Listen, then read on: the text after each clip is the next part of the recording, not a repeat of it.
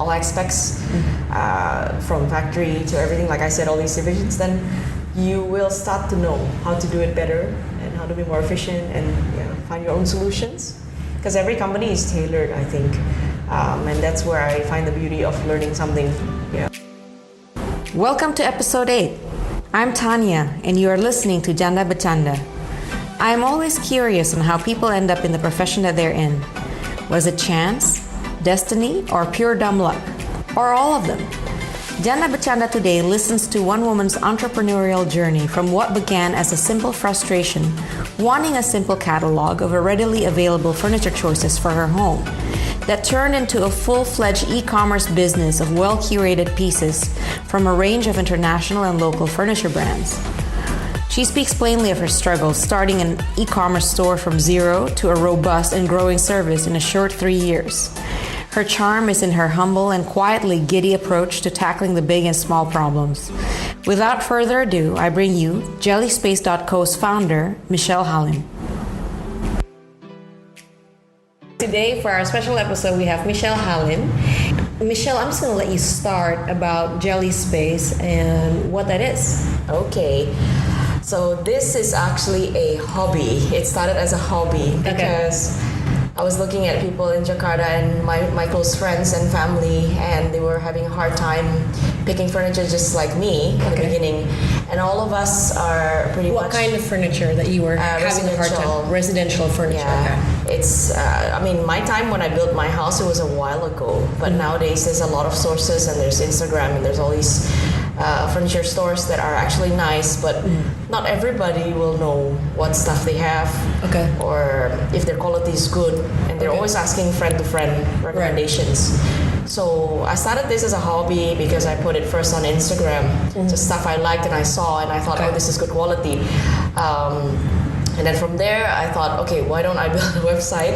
So it would be like an omni-channel where I put all the stores and I curate all their products and put it online. So it's almost like the Neiman Marcus with all these brands, but for furniture. All right. We don't have much brands because, just sorry to say, because some are, I feel, not too...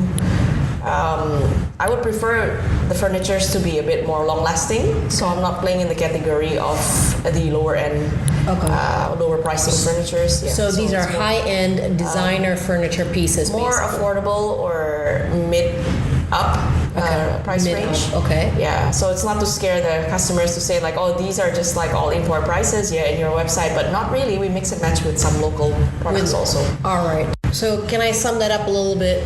You curate pieces that you love, high quality pieces, lasting, and then so you post that all on Instagram, on your website as well. You're crowdsourcing for also excess inventory that the brands may have and not selling as easily. Right. Would that be correct? Yes. So how many brands do you have under your we used to have company a handful. Now it's almost 10. Tapi mix and match, there's a lot of. So you have 10?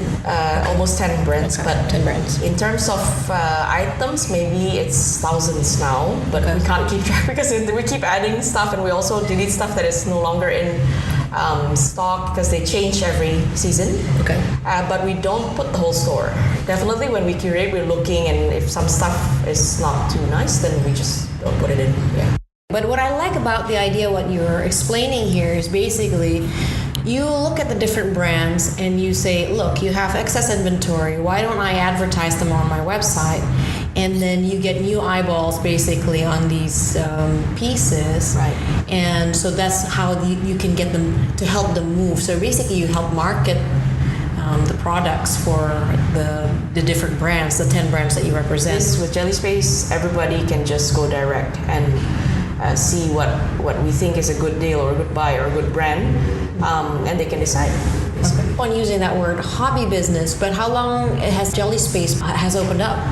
It has been running almost 2 years plus, almost 3.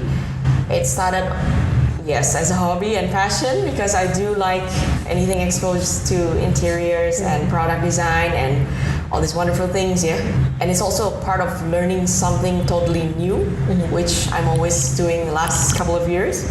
When I mastered something, I usually just keep learning something new. And this was about the e-commerce business, in which I have no background or anything. So I wanted to learn how is it like to make people's lives more convenient.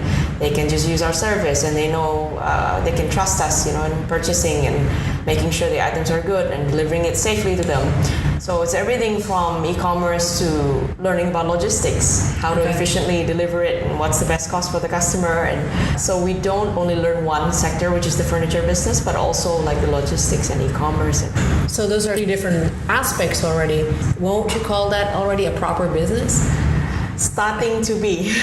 Okay, so it's no longer just a hobby business. Because if you put your heart to it and you really just want to give the best to people, I think it's getting there. But we have a lot of imperfections also. We make mistakes, and we listen a lot from customers' inputs, and that really helps a lot. That's like my teachers right now. Oh, fantastic. Yeah. What has been the biggest learnings for you? I think there's a lot of stores here in Indonesia where they don't keep track of their stock very well. In the end, I did a system where I gave them a format. Yeah, so we have to tweak all that and re-improvise everything so that we can manage the stocks well. By giving them that format, have you helped them figure out their inventory? Yes, because now we make all these master lists for everybody so they can just fill it in. So by trying to make it practical and pragmatic for the inventory tracking, you have now also created a solution for the partners that you work with. Yes, all aspects from factory to everything, like I said, all these divisions, then you will start to know how to do it better and how to be more efficient and find your own solutions. Because every company is tailored, I think. And that's where I find the beauty of learning something. I like doing everything by learning, by doing, and then exploring and finding solutions. And I feel that if you spend a good at least 10 to 20,000 hours on something, you'll know more than most of the people in the industry. Yeah. So you're energized by the work that you do? Actually, I am. When I'm able to do something and then I realize I didn't know anything about that in the beginning and then I'm able to execute it, I'm just really all excited. Wow. Okay. So I think I figured out why you're still calling it a hobby business. And I think at first it comes across as you being sheepish about this business that you're having, but I think it's more because it's so much fun for you that it's not a job. Right. Okay. So now I think at this age, now when I'm doing this, I'm really truly enjoying it. What's next for Jelly Space? The commercial project. Okay. So we have that ongoing. I was really, really shocked, like, oh, we're moving to a different direction. I started thinking, okay, we really need to also grow in the project side, commercial side. Do you currently now oversee a factory, or? We have a lot of partnerships with really good ones, actually. And that also takes time to curate because not everybody has a good integrity, and some of them, I think, have a lot of issues with their production management. Yeah. So. And are these original designs, or? We try to have the designs from the client. I love your story, Michelle. Thank you so much for sharing that with me. Thank you. Really excited about looking up the Jelly Space, and so your Instagram is called jellyspace.co as well. Right. All right. So that's how you can find out more about Jelly Space is from their website, jellyspace.co, or on their Instagram. And I will include that also in the show notes so that you can find it easily. Thanks a lot, Michelle. Thank you. Bye.